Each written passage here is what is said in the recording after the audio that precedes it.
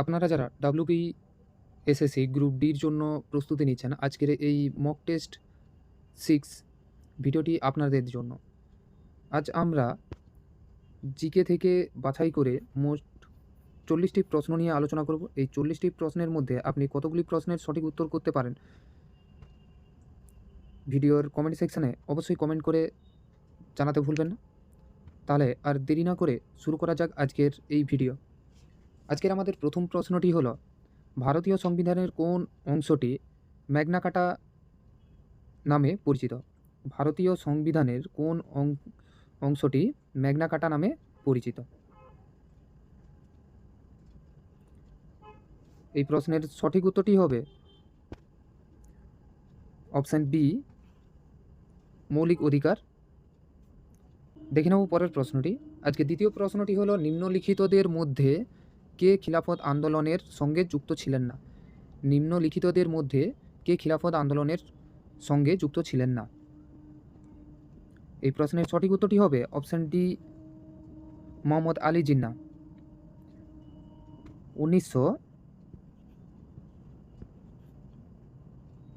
1919 সালে ব্রিটিশদের তুরস্ক নীতির বিরুদ্ধে শুরু হওয়া খিলাফত আন্দোলনের নেতৃত্ব দেন মূলত আলী ভাইয়েরা, মোহাম্মদ আলী এবং শওকত আলী। মোহাম্মদ আলী জিন্নাহ এই আন্দোলনের অংশ ছিলেন না। দেখে নেব পরের প্রশ্নটি। আজকে 3 নম্বর প্রশ্নটি হলো, নিম্নলিখিতগুলির মধ্যে কোন শহরটিকে ভারতের ডেকান কুইন বলা হয়? নিম্নলিখিতগুলির মধ্যে কোন শহরটিকে ভারতের ডেকান কুইন বলা হয়? এই প্রশ্নের সঠিক উত্তরটি হবে অপশান ডি, পুনে। মহারাষ্ট্রের পুনে শহরটি তার সাংস্কৃতিক, ঐতিহাসিক এবং ভৌগোলিক গুরুত্বের কারণে ডেকান কুইন নামে পরিচিত। আজকে 4 নম্বর প্রশ্নটি হলো, অর্থনীতিতে ফিলিপস রেখা কিসের মধ্যে সম্পর্ক দেখায়? অর্থনীতিতে ফিলিপস রেখা কিসের মধ্যে সম্পর্ক দেখায়? এই প্রশ্নের সঠিক উত্তরটি হবে অপশান সি, বেকারত্ব এবং মুদ্রাস্ফীতি। ফিলিপস রেখা হলো অর্থনীতিতে একটি ধারণা যা দেখায় যে একটি অর্থনীতিতে বেকারত্বের হার এবং মুদ্রাস্ফীতির হারের মধ্যে একটি বিপরীত সম্পর্ক রয়েছে। আজকের 5 নম্বর প্রশ্নটি হলো, ভীমবেটকা গুহাচিত্র। ভীমবেটকা গুহাচিত্র কোন ঐতিহাসিক যুগের নিদর্শন? ভীমবেটকা গুহাচিত্র কোন ঐতিহাসিক যুগের নিদর্শন? এই প্রশ্নের সঠিক উত্তরটি হবে অপশান বি, মেসোলিথিক যুগ অর্থাৎ মধ্যপ্রস্তর যুগ। মধ্যপ্রদেশে অবস্থিত ভীমবেটকা গুহাচিত্রগুলি মূলত প্রাগৈতিহাসিক মেসোলিথিক অর্থাৎ মধ্যপ্রস্তর যুগের মানুষের আঁকা ছবি, যা হাজার হাজার বছর পুরনো। আজকে 6 নম্বর প্রশ্নটি হলো, রাজ্যসভার সদস্যদের কার্যকালের মেয়াদ কত বছর? রাজ্যসভার সদস্যদের কার্যকালের মেয়াদ কত বছর? এই প্রশ্নের সঠিক উত্তরটি হবে অপশান বি, 6 বছর। ভারতীয় সংসদের উচ্চকক্ষ রাজ্যসভার সদস্যদের কার্যকালের মেয়াদ হলো 6 বছর, তবে প্রতি 2 বছর অন্তর 1/3 সদস্য অবসর গ্রহণ করেন। দেখে নেব পরের প্রশ্নটি। আজকে 7 নম্বর প্রশ্নটি হলো, পৃথিবীর উচ্চতম সক্রিয় আগ্নেয়গিরি কোনটি? পৃথিবীর উচ্চতম সক্রিয় আগ্নেয়গিরি কোনটি? এই প্রশ্নের সঠিক উত্তরটি হবে অপশান ডি, ওজোস দেল সালাদো। চিলি এবং আর্জেন্টিনার সীমান্তে অবস্থিত ওজোস দেল সালাদো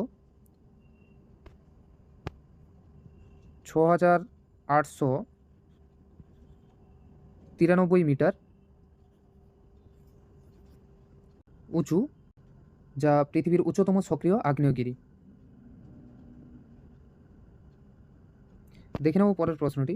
আজকের 8 নম্বর প্রশ্নটি হলো, অর্থনীতিতে তারল্যের ফাঁদ ধারণাটি কে প্রবর্তন করেন?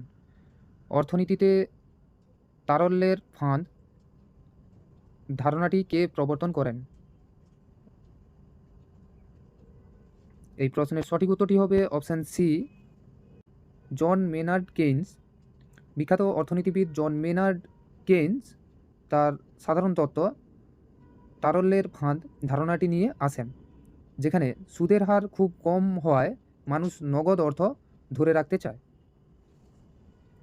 দেখে নেব পরের প্রশ্নটি। আজকের 9 নম্বর প্রশ্নটি হলো, ভারতরত্ন পুরস্কার প্রাপ্ত প্রথম সঙ্গীত শিল্পী কে? ভারতরত্ন পুরস্কার প্রাপ্ত প্রথম সঙ্গীত শিল্পী কে? এই প্রশ্নের সঠিক উত্তরটি হবে অপশান সি, এম.এস. শুভলক্ষ্মী। বিখ্যাত কর্ণাটকী গায়িকা এম.এস. শুভলক্ষ্মী 1998 সালে ভারতরত্ন পুরস্কার পান এবং তিনি ছিলেন প্রথম সঙ্গীত শিল্পী যিনি এই সম্মান লাভ করেন। দেখে নেব পরের প্রশ্নটি। আজকে 10 নম্বর প্রশ্নটি হলো, প্রাচীন ভারতে অষ্টপ্রধান নামে মন্ত্রিসভা কার রাজত্বকালে ছিল? প্রাচীন ভারতে অষ্টপ্রধান নামে মন্ত্রিসভা কার রাজত্বকালে ছিল? এই প্রশ্নের সঠিক উত্তরটি হবে অপশন সি, শিবাজি। মারাঠা সম্রাট শিবাজির প্রশাসন পরিচালনার জন্য 8 জন মন্ত্রীর সমন্বয়ে গঠিত মন্ত্রিসভাকে অষ্টপ্রধান বলা হতো। দেখে নেব পরের প্রশ্নটি। আজকের 11 নম্বর প্রশ্নটি হলো, ভারতীয় সংবিধানের রাষ্ট্রপতি নির্বাচন পদ্ধতি কোন দেশ থেকে নেওয়া হয়েছে? ভারতীয় সংবিধানের রাষ্ট্রপতি নির্বাচন পদ্ধতি কোন দেশ থেকে নেওয়া হয়েছে? এই প্রশ্নের সঠিক উত্তরটি হবে অপশন সি, আয়ারল্যান্ড। ভারতীয় সংবিধানের রাষ্ট্রপতি নির্বাচন পদ্ধতি এবং রাষ্ট্রীয় নির্দেশমূলক নীতি আয়ারল্যান্ডের সংবিধান থেকে অনুপ্রাণিত। আজকের 12 নম্বর প্রশ্নটি হলো, সার্ক সংস্থাটি কত সালে গঠিত হয়? সার্ক সংস্থাটি কত সালে গঠিত হয়? এই প্রশ্নের সঠিক উত্তরটি হবে অপশন সি, 1985 সালে। দক্ষিণ এশীয় আঞ্চলিক সহযোগিতা সংস্থা বা সার্ক অর্থাৎ south Asian association for regional corporation 1985 সালের 8ই ডিসেম্বর বাংলাদেশের ঢাকায় প্রতিষ্ঠিত হয়। দেখে নেব পরের প্রশ্নটি। আজকে 13 নম্বর প্রশ্নটি হলো, ভারতের কোন রাজ্যে লোকটাক হ্রদ অবস্থিত? ভারতের কোন রাজ্যে লোকটাক হ্রদ অবস্থিত? এই প্রশ্নের সঠিক উত্তরটি হবে অপশন সি, মণিপুর। উত্তর পূর্ব ভারতের বৃহত্তম মিষ্টি জলের হ্রদ লোকটাক হ্রদ হলো মণিপুর রাজ্যে অবস্থিত। এটি এর ভাসমান বৃত্তাকার দ্বীপগুলির, যাদেরকে ফুমিদি বলা হয়, এর জন্য বিখ্যাত। আজকে 14 নম্বর প্রশ্ন হলো, স্বর্ণ জয়ন্তী গ্রাম স্বরোজগার যোজনা, যাকে SGSY বলা হয়, কত সালে চালু হয়? স্বর্ণ জয়ন্তী গ্রাম স্বরোজগার যোজনা কত সালে চালু হয়? এই প্রশ্নের সঠিক উত্তরটি হবে অপশান বি, 1999 সালে। 1999 সালের এপ্রিল মাসে দারিদ্র্য সীমার নিচে থাকা গ্রামীণ পরিবারগুলিকে স্বনির্ভর করতে এই যোজনাটি চালু করা হয়েছিল। দেখে নেব পরের প্রশ্নটি। আজকের 15 নম্বর প্রশ্নটি হলো, আমেরিকান স্বাধীনতা যুদ্ধ কত সালে শুরু হয়? আমেরিকান স্বাধীনতা যুদ্ধ কত সালে শুরু হয়? এই প্রশ্নের সঠিক উত্তরটি হবে অপশান বি, 1775 সালে। গ্রেট ব্রিটেনের কাছ থেকে 13টি উপনিবেশের স্বাধীনতা লাভের জন্য আমেরিকান স্বাধীনতা যুদ্ধ আনুষ্ঠানিকভাবে 1775 সালে শুরু হয়। আজকে 16 নম্বর প্রশ্নটি হলো, ইউনেস্কো ওয়ার্ল্ড হেরিটেজ সাইট হুমায়ুনের সমাধি কোথায় অবস্থিত? ইউনেস্কো ওয়ার্ল্ড হেরিটেজ সাইট হুমায়ুনের সমাধি কোথায় অবস্থিত? এই প্রশ্নের সঠিক উত্তরটি হবে অপশান সি, নতুন দিল্লি। মুঘল সম্রাট হুমায়ুনের সমাধিটি নতুন দিল্লিতে অবস্থিত এবং এটি মুঘল স্থাপত্য শৈলীর একটি চমৎকার নিদর্শন। দেখে নেব পরের প্রশ্নটি। আজকে 17 নম্বর প্রশ্নটি হলো, ভারতের কোন পর্বতমালাকে সহ্যাদ্রি নামেও ডাকা হয়? ভারতের কোন পর্বতমালাকে সহ্যাদ্রি নামেও ডাকা হয়? আপনারা যারা এই প্রশ্নের উত্তরগুলি জানেন, প্রশ্নের দাগ নম্বর দিয়ে উত্তরগুলি কমেন্ট করতে পারেন। তাহলে চলুন দেখে নেওয়া যাক এই প্রশ্নের সঠিক উত্তরটি। এই প্রশ্নের সঠিক উত্তরটি হবে অপশান ডি, পশ্চিম ঘাট। দাক্ষিণাত্য মালভূমির পশ্চিম প্রান্তে অবস্থিত পশ্চিম ঘাট পর্বতমালাটি স্থানীয়ভাবে সহ্যাদ্রি নামে পরিচিত। আজকের 18 নম্বর প্রশ্নটি হলো, general assembly of the United nation এর নিয়মিত অধিবেশন কখন শুরু হয়? General assembly of the United nation এর নিয়মিত অধিবেশন কখন শুরু হয়?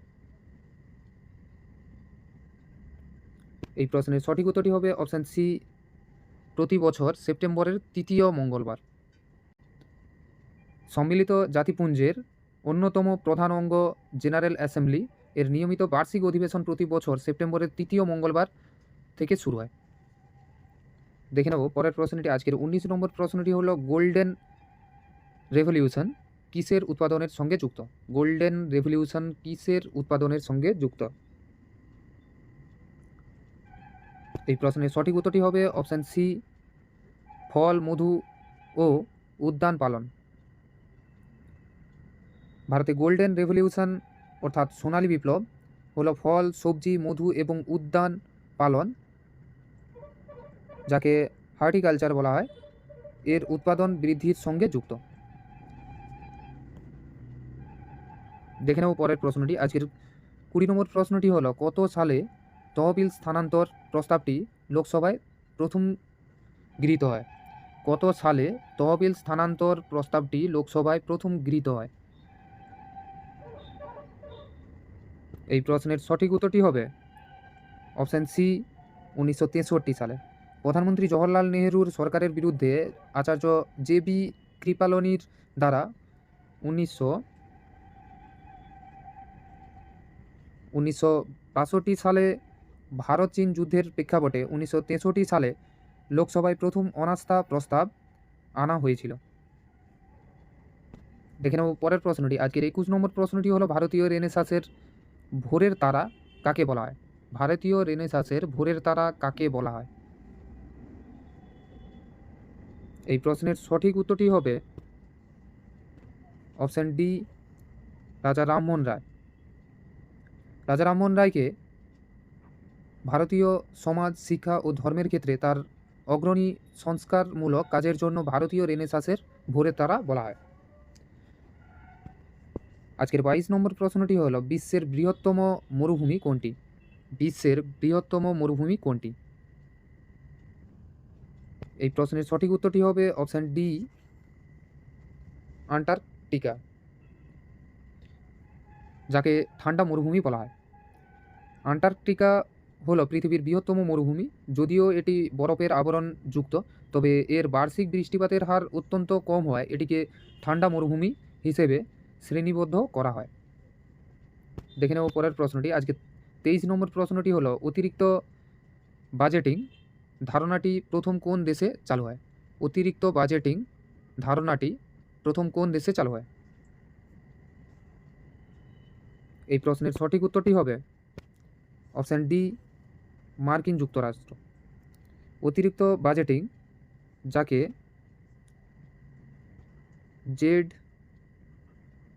ZBB বলা হয়, এই অতিরিক্ত বাজেটিং হলো এমন একটি প্রক্রিয়া যেখানে প্রতিটি আর্থিক বছরকে শূন্য থেকে শুরু করা হয়। এই ধারণাটি প্রথম মার্কিন যুক্তরাষ্ট্রে 1970-এর দশকে চালু হয়েছিল।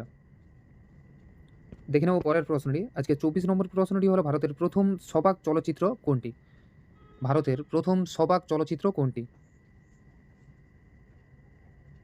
এই প্রশ্নের সঠিক উত্তরটি হবে অপশান ডি, আলম আরা।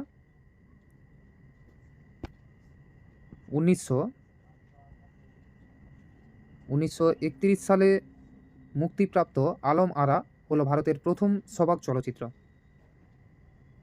দেখে নেব পরের প্রশ্নটি। আজকের 25 নম্বর প্রশ্নটি হলো সংবিধানে সংশোধনী করার পদ্ধতি ভারতীয় সংবিধানের কোন ধারায় উল্লেখ আছে? সংবিধানে সংশোধনী করার পদ্ধতি ভারতীয় সংবিধানের কোন ধারায় উল্লেখ আছে? এই প্রশ্নের সঠিক উত্তরটি হবে অপশান সি, ধারা 368। ভারতীয় সংবিধানের ধারা 368-তে সংবিধান সংশোধন করার পদ্ধতি এবং সংসদের ক্ষমতার উল্লেখ আছে। আজকের 26 নম্বর প্রশ্নটি হলো মুদ্রাস্ফীতি। এই মুদ্রাস্ফীতি এর সময় রিজার্ভ ব্যাংক রেপো রেট কী করে? মুদ্রাস্ফীতি সময় রিজার্ভ ব্যাংক রেপো রেট নিয়ে কী করে?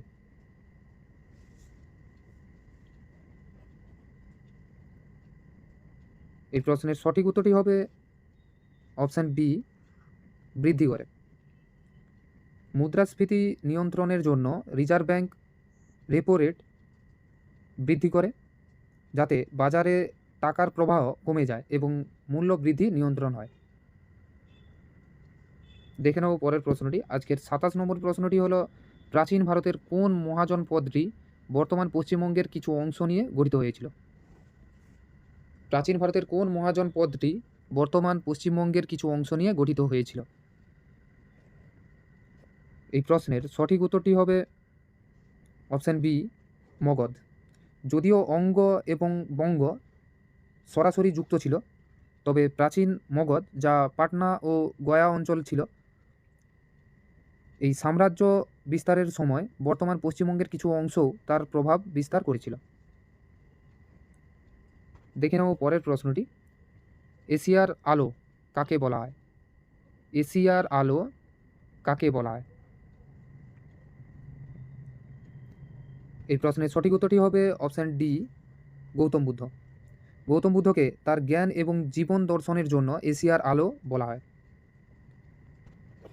আজকের 29 নম্বর প্রশ্নটি হলো, ডুরান্ড রেখা কোন দুটি দেশের মধ্যেকার সীমান্ত রেখা?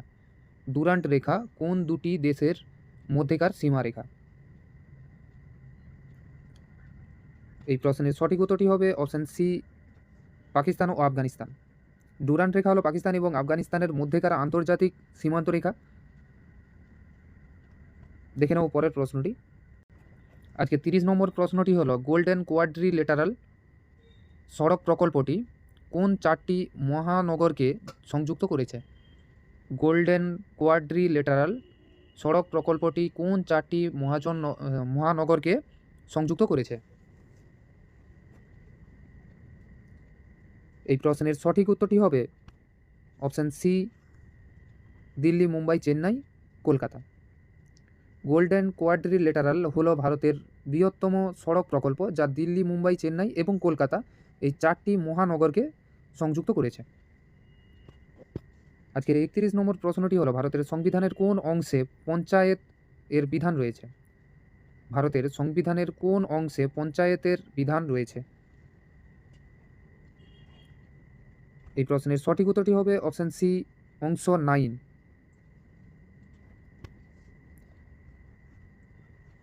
73তম সংবিধান সংশোধনীর মাধ্যমে ভারতীয় সংবিধানের অংশ 9-এ ধারা 243 থেকে 243 ও পঞ্চায়েত বা গ্রাম স্বশাসনের বিধান যুক্ত করা হয়। আজকের 32 নম্বর প্রশ্নটি হলো, মিউচুয়াল ফান্ড কোন বাজারের সঙ্গে সম্পর্কিত? মিউচুয়াল ফান্ড কোন বাজারের সঙ্গে সম্পর্কিত? এই প্রশ্নের সঠিক উত্তরটি হবে অপশান সি, পুঁজি বাজার বা ক্যাপিটাল মার্কেট।